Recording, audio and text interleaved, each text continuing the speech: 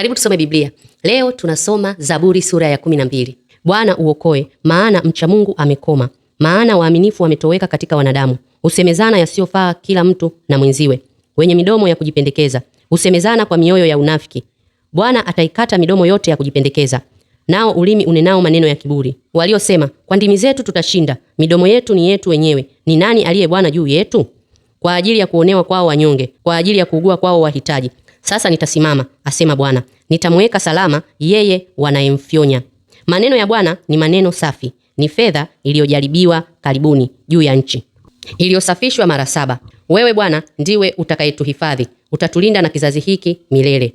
Wasio haki hutembea pande zote, ufisadi ukitukuka kati ya wanadamu. Leo tunajifunza njia 5 ambazo zitakusaidia wewe kuchunga kinywa chako. Yaani kukudhibiti wewe kinywa chako kisiwe mlango wa ibilisi kuingia kwenye maisha yako. Unakumbuka kwamba wakati uliopita tulijifunza kwamba kinywa kinaweza kuwa mlango wa ibilisi kuingia kwenye maisha yako. Kwa hiyo leo sasa tutaona ni namna gani ambavyo unaweza ukajiepusha na kulinda kinywa chako ili ibilisi asipate mlango wa kuingia. Yaani wewe kinywa chako kisiwe sababu ya ibilisi kuingia kwenye maisha yako. Tunakumbuka kwamba ibilisi huwa haingii kwenye maisha ya watu kwa kuyavamia. Ni wewe unafungua mlango. Ukifungua mlango, anasema asante, anaingia na kutawala maisha yako. Vivyo hivyo, hata Bwana wetu Yesu Kristo hawezi kuingia maishani mwako kwa nguvu. Mpaka umkaribishe, umwambie, Bwana Yesu karibu maishani mwangu. Hata Roho Mtakatifu na yeye hawezi kuja kwenye maisha yako kwa kufosi. Ni mpaka umkaribishe, Roho Mtakatifu, karibu moyoni mwangu, karibu yatawale maisha yangu, karibu niongoze. Ukimkaribisha, anakaribia. Kwa hiyo sasa tuangalie mambo ya msingi 5 ambayo utayafanya ili kulinda kinywa chako. Kwa wale ambao hamuelewi Kiswahili fasaha, kinywa ni mdomo. Mambo ya kuzingatia ili ulinde mdomo wako, shetani asiingie kwako kwa kupitia mdomo wako. Jambo la kwanza, usiseme yasiyofaa. Uwe unaongea maneno ambayo unatamani yatokee kwenye maisha yako. Mdomo unaweza ukasababisha wewe ukaendelea kuwa maskini. Sisi ni maskini, sisi ni maskini. Utakuwa vile unavyotamka. Kwa sababu kinachomtoka mtu ndicho kimejaa katika moyo wake. Kwa hiyo kama unaongea maneno ya kushindwa, manake moyoni mwako hauna Mungu. Mtu yeyote ambaye ana Mungu anatamka maneno ya ushindi. Kwa hiyo namna nzuri ya kuanza kutamka maneno ya ushindi, maneno yanayofaa, jaza neno la Mungu ndani ya moyo wako. Kama hivi tunasoma neno la Mungu, lijae kwa wingi moyoni mwako ili usimtende Mungu dhambi kupitia kinywa chako. Kwa hiyo uwe unatamka maneno yanayofaa, usitamke wala usiseme maneno yasiyofaa. Jambo la pili, usiwe na midomo ya kujipendekeza. Yaani kuna watu wanaongea jamani, ni kujipendekeza. Ukishaona mtu ana uwezo, mtu tajiri, unaanza kuongea hata maneno ambayo hayaeleweki. Sijui nini, wewe ni kama Mungu kwetu. Umeona unavyokosea? Yaani unamwambia mtu kwa sababu tu amekupa hela 20,000. Kweli 20,000 ndio ya kumwambia mtu wewe ni kama Mungu? Uone kama unamkosea Mungu sana. Yaani unamwabudu mwanadamu mwenzio kwa sababu ya 20,000. Kuna wengine wamepewa 10,000. 10,000 kweli? 10,000 kweli ndio ya kujiondoa utu wako kabisa na kumdharau Mungu aliyekuumba. Unamwambia wewe ni kama Mungu. Yaani unajipendekeza kwa maneno ya kinywa chako. Uchawa unazidi. Na mtu umeokoka. Wewe ni mwenye haki wa Mungu. Manake unaweza kupata hayo yote unayoyatamani, hizo pesa unazozitamani, ukiamua kumtii Mungu na kufuata maagizo yake. Kwa nini ujipendekeze kwa watu kwa kuongea maneno yasiyofaa? Acha kutamka maneno ya kujipendekeza. Jambo la 3, usiseme maneno ya unafiki. Hebu acha unafiki. Mtu kama amekosea, nenda moja kwa moja. Bro, hapo umezingua, umekosea. Acha kuongea unafiki.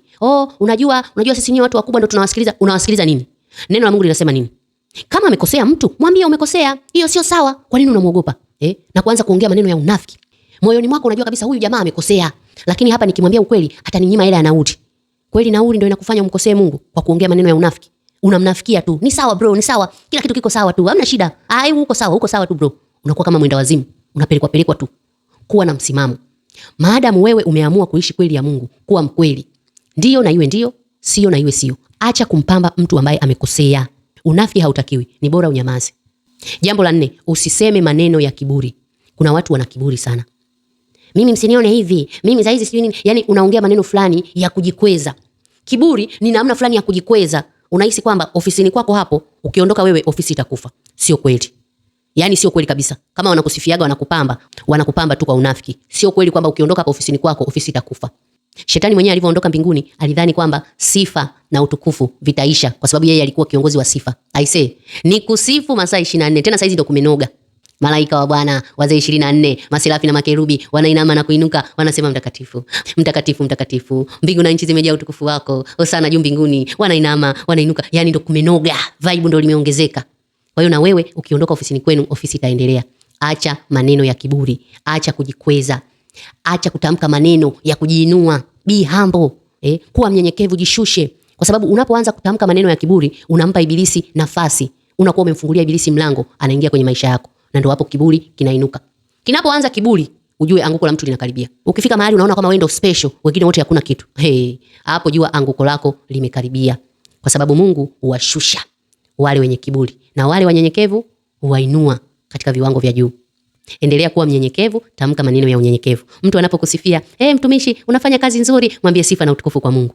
Usianze kiburi, ni kwa sababu mimi nafunga sana, ni kwa sababu mimi sifanyi dhambi, mimi kimekwenda, mimi kimerudi. Shuka mtumishi. Tunafanya kazi ya utumishi kwa neema ya Mungu, sio kwa uwezo wetu. Kwa hiyo unaposifiwa, waambie utukufu kwa Mungu. Utukufu kwa Mungu. Mungu atukuzwe. Mungu atukuzwe milele. Ni Mungu anakutumia wewe chombo chake. Usinyenyue mabega. Usijione kama wewe ndo wewe. Shuka. Nyenyekea mbele za Bwana. Acha kutamka maneno yenye kiburi. Jambo la 5, usifyonye.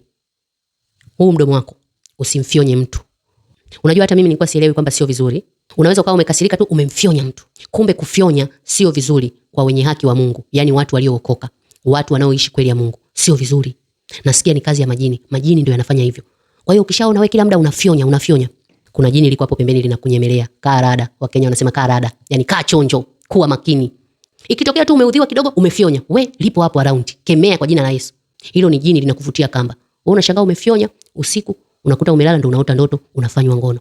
Kwa hiyo acha kufyonya. Ukifyonya unakuwa umefungua mlango, adui anaingia. Tena adui mwenyewe nani? Yale majini yale. Ndio unakuta jini mahaba limeingia. Kwa hiyo chunga kinywa hiki. Ukisikia hali ya kufyonya, kemea katika jina la Yesu. Shindwa shetani, toka pepo kwa jina la Yesu. Hamna kumfyonya mtu. Mtu akikukosea ukakasirika, mwambie amani ya Kristo iwe pamoja nami na amani ya Kristo iwe pamoja nawe. Mungu naomba nisaidie. Sio kwamba hatukasiriki, tunakasirika. Watu wanatuudhi, wanatukera, lakini tunapaswa kuongozwa na Roho wa Bwana ili atupe amani na utulivu. Maana yake katika kukasirika, shetani anakuwa hapo karibu kuangalia.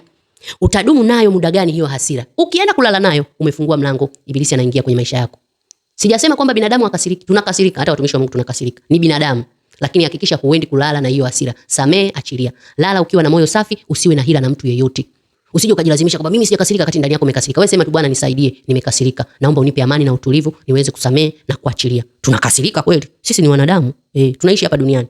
Hatuwezi kusema tukasirikagi sisi tunakasirika. Tunaomba Roho Mtakatifu anarejesha amani, alafu tunasamee, tunaachilia, upendo wa Mungu unaendelea. Na yule ambaye amekukasirisha unampenda, unamuombea, unakuwa na amani. Hivyo ndio inatakiwa mwenye haki wa Mungu uishi.